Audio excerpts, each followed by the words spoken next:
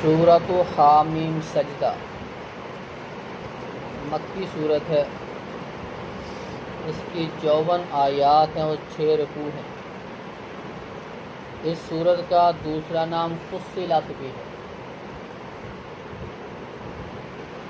جب رسول اللہ صلی اللہ علیہ وسلم نے دعوت دینا شروع کی، مشرکین نے دیکھا کہ اس کے ساتھی تو بڑھتے جا رہے ہیں۔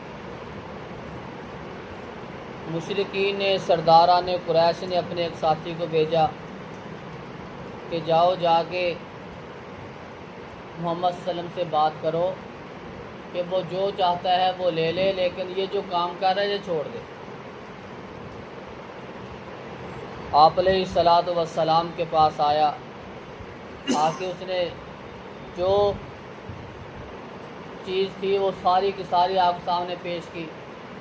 حسین لڑکی لے لیں، آپ ساری آپ مکے کی سرداری لے لیں، جو چاہتے ہیں آپ لے لیں، لیکن یہ تبلیغ کہتے ہیں یہ چھوڑ دیں، ہمارے بتوں کو برا بھلا کہنا چھوڑ دیں۔ آپ علیہ الصلوۃ والسلام نے فرمایا کہ اب آپ کی بات ختم ہو گئی ہے، میں اپنی بات کروں۔ آپ صلی اللہ علیہ وسلم نے یہی سورت تلاوت کی، فَإِنْ أَعْرَضُوا فَقُلْ أَنذَرْتُكُمْ صَاعِقَةً مِثْلَ صَاعِقَةِ عَادٍ وَثَمُودَ۔ جب یہاں تک پہنچے کہ جس طرح عادی سمودیوں کے ساتھ وہ چیخ والا معاملہ ہوا تھا آپ کے ساتھ بھی ہوگا۔ اس نے کہا بس کریں آپ، اتنا ہی کافی ہے۔ وہ اٹھا اور چلا گیا۔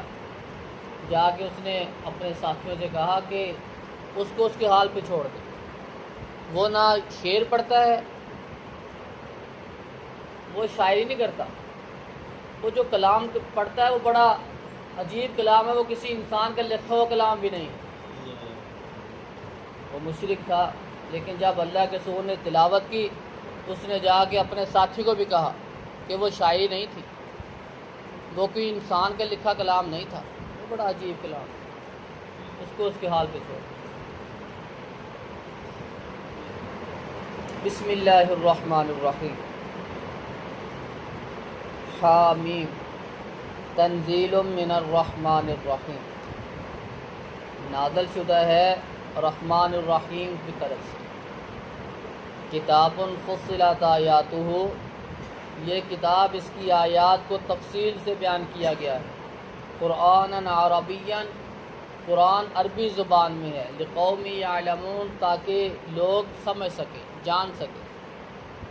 بشیرا و نذیرا، خوشخبری دینے والا اور ڈرانے والا۔ فاعرض اکثرهم، پس ان میں سے اکثر نے اعراض کیا۔ فہم لا یسمعون، پس وہ سنتے نہیں۔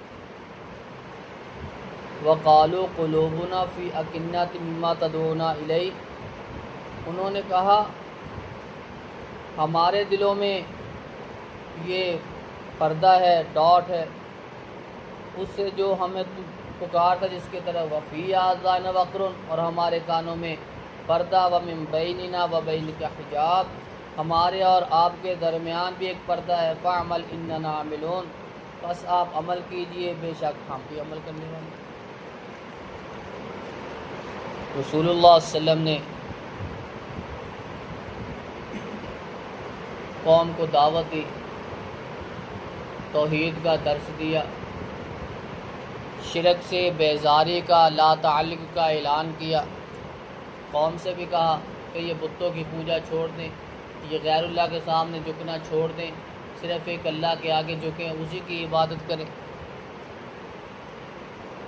یہ قرآن، یہ کتاب اللہ رب العزت کی طرف سے نازل کردہ ہے، اس میں ہر چیز کو تفصیل سے بیان کر دیا گیا، کھول کھول کر بیان کیا گیا۔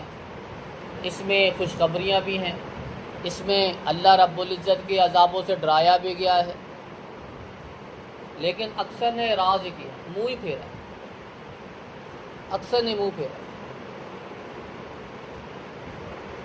ان کے دلوں میں ایسا زنگ لگا ہوا تھا، ان کے کانوں میں ایسے ایسے پردے تھے کہ وہ یہ قرآن کو سمجھ نہ سکے، بلکہ قرآن کے ساتھ مذاق کرنے لگے۔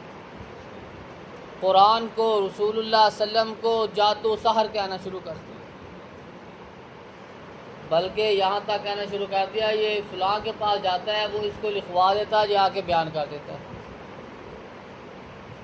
فَعْمَلْ إِنَّنَا عَامِلُونَ، بس آپ بھی پھر عمل کریں، ہم بھی عمل کرتے ہیں، آپ نے جو کرنا ہے کر لیں، جو ہم چاہتے ہیں ہم کر لیں۔ رسول اللہ صلی اللہ علیہ وسلم کی دعوت کو قبول کرنے کی بجائے رسول اللہ صلی اللہ علیہ وسلم پہ اعتراضات شروع کر دیے، قرآن پہ اعتراضات شروع کر دیے، منہ پھیر لیا کہ نہیں، ہم جو چاہتے ہیں ہم کریں گے، جو آپ چاہتے ہیں پھر آپ کر لیں۔ اختلافات ہوئے، پہلے وہی لوگ جو صادق اور امین کہتے تھے، جب آپ نے کہا قولوا لا الہ الا اللہ، سارے آپ کے مخالف ہوئے۔